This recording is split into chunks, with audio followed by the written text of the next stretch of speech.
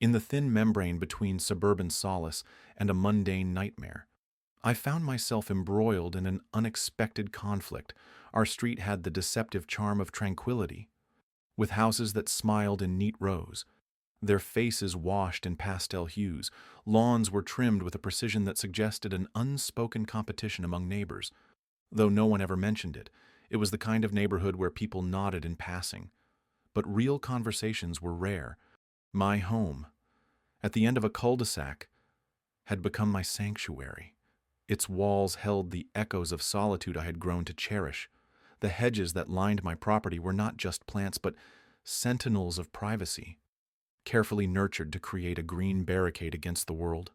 They were the guardians of my peace, a living fence that whispered secrets only the wind could carry. Then came Karen. She was the president of the Homeowners Association, a title she wore like a crown, her presence as imposing as a summer storm. Her eyes were sharp, always scanning, searching for any aberration in her realm. Karen's domain was order, and she enforced it with an iron will wrapped in a pastel cardigan. Our first encounter was nearly silent, her eyes grazing over my hedges with an appraising glance. I felt judged, though no words were exchanged. The following day, I found her in my yard, shears in hand, her determination more palpable than the morning dew. She sculpted my hedges into something unnatural, sharp angles replacing the gentle curves I had cultivated. It was an intrusion, a violation of the unspoken rules of neighborly respect. I watched from my window, a spectator to this unexpected horticultural assault, and my heart simmered with a quiet rage, yet I chose peace. An olive branch extended in my silence. After all, they were just hedges, and perhaps she believed she was helping, misguided as she was. Days passed, each one carrying a new microaggression from Karen with it. A note about the color of my front door, another about the height of my grass. Each missive was a gentle reminder that my sanctuary was under siege. Her actions were petty, but the sum of them weighed heavily. Stones added one by one to a growing pile of grievances. My response was calm, almost meditative. I pruned my remaining hedges, coaxing them back to life. A small act of defiance against the creeping tide of Karen's control. There was satisfaction in the ritual, in the promise of growth and resilience. In those quiet moments, as the sun dipped behind the horizon, casting long shadows that stretched like whispers across my lawn, I contemplated the nature of boundaries. Physical walls are not always necessary to keep others out. Sometimes, the strongest walls are built within, silent fortresses of resolve and patience. I realized Karen was not the adversary I had feared. She was a force of nature, unpredictable, but ultimately unimportant. Her power lay not in her actions, but in my reaction to them. A chess game where the pieces moved subtly, each decision more significant than the last. It was then that the idea took root, a solution as solid as the concrete that would soon define it. A wall, tangible and undeniable, a new chapter in our unspoken war. Yet, for now, my mind held onto the notion like a secret, nurturing it quietly as the world continued its indifferent spin. Karen's actions were predictable, like clockwork. The concrete wall had only just begun to settle in, its surface still rough and resolute. When she fired her opening salvo, it arrived in the form of a meticulously folded letter slipped under my door, an official-looking missive, no doubt penned with the same fervor she applied to her hedging shears. I unfolded the paper, noting the precise typeface, the immaculate spacing. She had a knack for presentation. I'd give her that. The letter was a formal complaint, dripping with condescension, accusing me of violating HOA regulations. Apparently, the wall was an eyesore, a blight on the community's aesthetic harmony. Her language was both grandiloquent and absurd, painting my wall as a symbol of defiance against suburban tranquility. I chuckled as I read, her words a symphony of overreaction, but beneath the humor, a creeping irritation. She was relentless, a force of nature with the persistence of a tide wearing down cliffs, I could almost hear her voice, nasally and self-righteous, narrating her version of events to the neighbors. It wouldn't be long before the whispers began, the hushed conversations over hedges and fences. And so they did. A chorus of shared disapproval, a symphony of shared smugness. I could sense their eyes upon me, measuring, judging. They were her soldiers, enlisted in her crusade against perceived disorder. She wielded her influence like a maestro, conducting their discontent with a flourish. Days passed, and the letters multiplied, each one a new decree, a fresh citation. My mailbox became a repository of her grievances. The accusations grew more ridiculous, each a testament to her creativity. My garden, once a sanctuary, was now a battleground besieged by bureaucracy. Yet, I remained unyielding. The wall stood firm, a testament to quiet defiance. Beneath its shadow, I found a curious peace. It was my fortress, a bulwark against her pettiness. I imagined her frustration, her inability to breach my defenses. It was a small comfort, but a comfort nonetheless. Her escalation took a new form. Gossip became her weapon of choice, insidious and pervasive. It spread like wildfire, consuming the neighborhood with tales of my supposed transgressions. In her stories, I was an antagonist, a villain of her suburban saga. She spun narratives with aplomb, each one more ludicrous than the last. I watched from a distance, a silent observer of her theatrics. Her audience was captive, spellbound by her tales. I wondered if they truly believed her, or if they simply enjoyed the spectacle. Either way, it mattered little. I had no desire to engage, no interest in her games. In the quiet of my home, behind the concrete barricade, I found solace. Her voice was a distant echo, her presence a fading shadow. The wall had become more than just a physical boundary. It was a testament to endurance, a monument to resilience. It stood between us, unyielding and steadfast, a silent rebuke to her chaos. And so I waited for what? I wasn't sure. Resolution, perhaps, or maybe just the eventual fading of her interest. Whatever it was enough to know that the concrete wall, in all its stark defiance, was there to stay. Dawn spills over the neighborhood with its usual indifference, casting a warm, golden light that stretches long shadows across the lawns. I stand at the window, observing the world outside as if it were a painting hung in a gallery. The canvas looks serene, almost idyllic, save for the stark reminder of yesterday's intrusion. The jagged stumps where lush hedges once stood, now reduced to a row of skeletal fingers reaching skyward. It's grotesquely beautiful, in a way. But the beauty is lost on me for a moment. It's a reminder of Karen's audacity. Karen, with her clipboards and covenants, her manicured nails and razor-sharp intentions. She'd crossed a line, and not just any line, the invisible one that separates neighbor from nuisance. Her reasons are as opaque as the frosted glass of her front door. Aesthetic alignment, she'd probably say, invoking the HOA's sacred commandments, but I suspect it was control she sought, the satisfaction of leaving her mark on my canvas.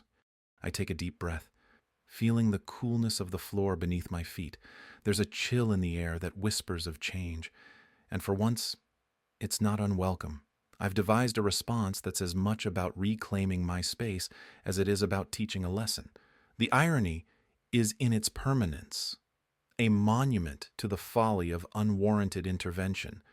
The plans had taken shape in my mind, with the precision of a master sculptor. I'd mapped every detail with meticulous care, each line and angle serving a purpose beyond the mere physical. Concrete, much like my resolve, is unyielding. It molds to the will of the Creator, hardening with time and patience. I'd chosen it for its durability, a fitting tribute to Karen's relentless persistence. The symphony of construction begins with the low rumble of machinery. The workers arrive, their presence a testament to my quiet rebellion. They move with purpose, orchestrated by the silent music of intent. The foundation is laid, a solid line drawn in the sand of our suburban skirmish. Each brick adds a note to the melody, rising steadily into the air. There's a rhythm to the work, an ebb and flow as the wall takes shape. My thoughts drift with the cadence, pondering the balance between harmony and discord. The wall is a barrier, yes, but also a canvas of its own, a clean slate upon which futures can be painted. It shields my sanctuary from prying eyes, offering a peace that had been absent. And yet, it is not without its ironies. Karen's philosophy had always been about conformity, molding her surroundings to her vision of perfection. But here, in this act of defiance, I've crafted something uniquely mine, a testament to individualism. Amidst the monotony, it is both an ending and a beginning, a resolution and a challenge. The wall rises silently, a monolith in miniature. As the last brick is set, I step back, surveying the work. The morning sun strikes its surface, casting a shadow that stretches long and deep. It is a boundary, a reminder, a declaration. The echo of footsteps approaches Karen, no doubt, drawn by the gravity of change. Her eyes are wide, her lips pressed into a thin line. She stops short, the wall halting her advance as if it were a living thing. In her eyes, I see a flicker of something that might be respect, might be defeat. For a moment, neither of us moves. The air is thick with the unsaid, a tension that hums like a taut string. I nod, acknowledging her presence with a calm certainty. She nods back, a reluctant acknowledgement of the new order. The battle lines are drawn, but there's an understanding now, a mutual recognition of boundaries. I turn away, leaving the wall to stand as guardian of my garden, a silent witness to the power of resolve. Behind it lies my sanctuary, untouched and inviolate. The world outside carries on, but within these walls, I find peace. The smell of fresh concrete permeated the air as I admired the wall, its surface still damp and dark like a storm-soaked night. It rose defiantly, a monolith of quiet strength, a testament to boundaries both physical and personal. This was more than just a structure. It was my whispered answer to the chaos Karen had sown. Construction had been swift, a symphony of hammers and saws, the drumbeat of progress in the face of unwelcome intrusion. I watched from the window, sipping coffee, the bitter warmth steadying my resolve. The workers, unfazed by the oddity of a wall in place of hedges, labored with the diligence of bees in a hive. With the wall complete, I took the next step, legal, precise, like drawing a blade across paper. Our HOA's rules were a labyrinth of clauses and stipulations, a tapestry of shall-nots and must-dos. In its tangled threads lay the key to my quiet vengeance. I needed only to tug the right string. Late into the night, I pored over documents until the lines blurred, the legalese a cryptic code. Then, like a lighthouse beam piercing through fog, I found it a clause regarding unauthorized modifications to property boundaries. Karen's hedge trimming had crossed the line quite literally. Her audacity exposed her to repercussions she never anticipated. I filed the necessary complaint with the HOA, letting the gears of bureaucracy turn in my favor. It was a slow process, the legal system moving with the grace of a lumbering elephant. But in its plodding, there was inevitability, a weight that could crush those who underestimated it. Days turned into weeks, the neighborhood abuzz with whispers, a simmering pot ready to boil over. Karen, oblivious in her arrogance, couldn't fathom the storm gathering on the horizon. Her world was one where hedges bent to her will, but concrete walls did not. The letter from the HOA finally arrived. It was a crispy envelope, the paper inside heavy with consequence. I slipped it under Karen's door, a silent messenger bearing ill news. My heart beat steady, a metronome of anticipation as I imagined her reaction, the disbelief, the outrage, the dawning realization of her misstep. In the days that followed, the air around Karen's house crackled with tension, her presence, once an omnipresent force, now seemed withdrawn. Her curtain-drawn windows a fortress of frustration. The wall stood unyielding, a new boundary she couldn't ignore or refute. From my garden, I watched the sunrise paint the wall in warm hues, each morning a reminder of the borders I had reclaimed. There was irony in its beauty, a poetic justice in its existence. Karen's silence was a victory, her compliance a concession. In the end, it wasn't just about hedges or walls, it was about the space to breathe, to exist without intrusion. The wall was my shield, but the real battle had been won in the quiet corridors of law and patience. My garden was my own once more, a sanctuary undisturbed. And as the neighborhood settled back into its rhythm, I found peace in the knowledge that sometimes the most enduring victories are those fought with patience and quiet strength.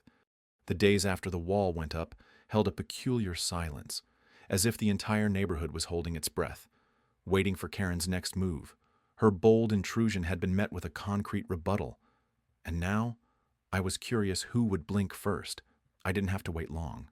She approached the wall with a sort of predatory curiosity, circling the perimeter like a hawk, eyeing its prey. I watched from the window, sipping coffee, feeling a quiet satisfaction. The wall stood tall and unyielding, a firm testament to personal boundaries. Karen's presence had always been a weather vane for neighborhood discontent. Her prying eyes and sharp words had managed to make everyone feel slightly off balance. But now, with her path blocked, she seemed smaller, less significant, a shadow of her former self. The rest of the neighborhood slowly began to reclaim their peace. Conversations at the mailbox grew longer and more genuine. Smiles appeared more frequently. It was as if Karen's influence had been a dark cloud that finally broke, allowing the sun to shine through. Yet, I knew better than to underestimate her resolve. Someone like Karen didn't fade into the background quietly. She plotted, undoubtedly, behind closed blinds. Her frustration simmered, evident in the way she walked her perfectly groomed poodle with renewed vigor. I took to gardening, more frequently, the dirt a therapeutic balm to my soul. As I planted bulbs for next spring, I felt a sense of optimism growing alongside them. I had reclaimed my space, my peace, and in doing so, perhaps I had given others permission to do the same. Karen made her next move one quiet Sunday afternoon.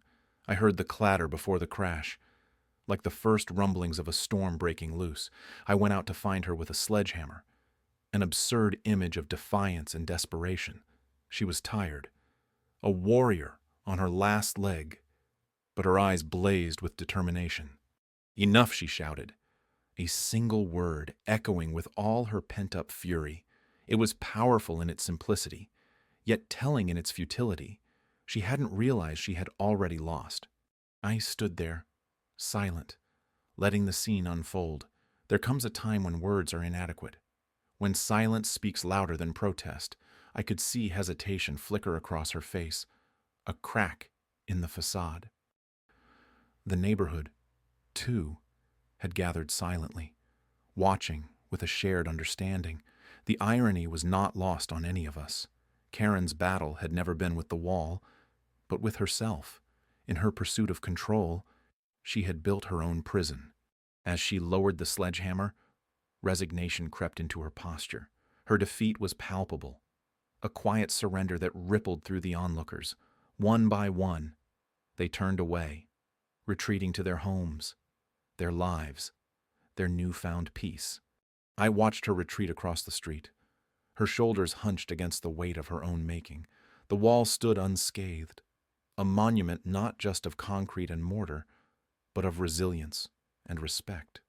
In the days that followed, Karen's presence diminished, her commentary softened, and she seemed more inclined to tend to her own garden than look over others.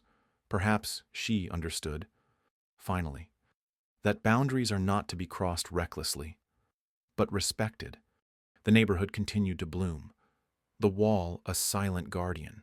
It symbolized more than defense. It represented a new era of understanding. Karen may have cut my hedges, but in doing so, she inadvertently cultivated a garden of unity. And so, the community flourished, entrenched in newfound respect. A wall that divided had, in fact, brought us together, irony at its finest.